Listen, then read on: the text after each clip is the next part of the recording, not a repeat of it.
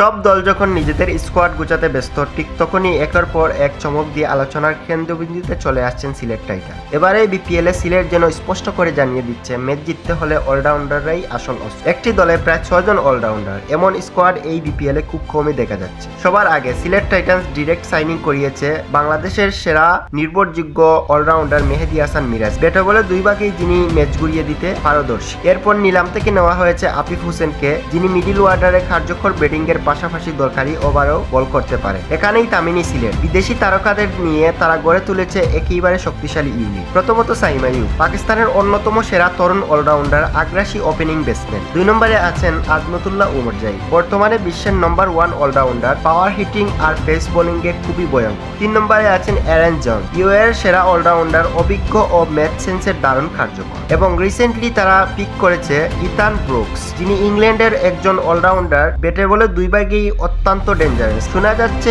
ইংল্যান্ডের অভিজ্ঞ অলরাউন্ডার মঈন আলীও সিলেট টাইটান্সে যোগ দিতে পারেন। যদি সেটা হয় তাহলে সিলেট নিঃসন্দেহ হয়ে উঠবে এই বিপিএল এর অন্যতম শক্তিশালী দল। এবারে বিপিএল এর সব দলই ভালো প্রস্তুতি নিচ্ছে, কিন্তু অলরাউন্ডার নির্ভর ব্যালেন্স স্কোয়াডের কারণে সিলেট টাইটান্স অন্যদের থেকে এক ধাপ এগিয়ে। আশা করা যায় আগের আসরগুলোর তুলনায় এবারে বিপিএল হবে আরো প্রতিদ্বন্দ্বীপূর্ণ, আরো উপযোগ্য। আর সেই লড়াইয়ে সিলেট টাইটান্স যেন বড় ভূমিকা রাখতে যাচ্ছে তা বলাই যায়। আপনারা কি মনে করেন এই বিপিএল এ কোন দল হতে পারে চ্যাম্পিয়ন? আপনি কমেন্টে জানিয়ে দিন, লাইক কমেন্ট করে সাথে থাকুন, আর হ্যাঁ, সাবস্ক্রাইব করতে ভুলবেন না। ধন্যবাদ।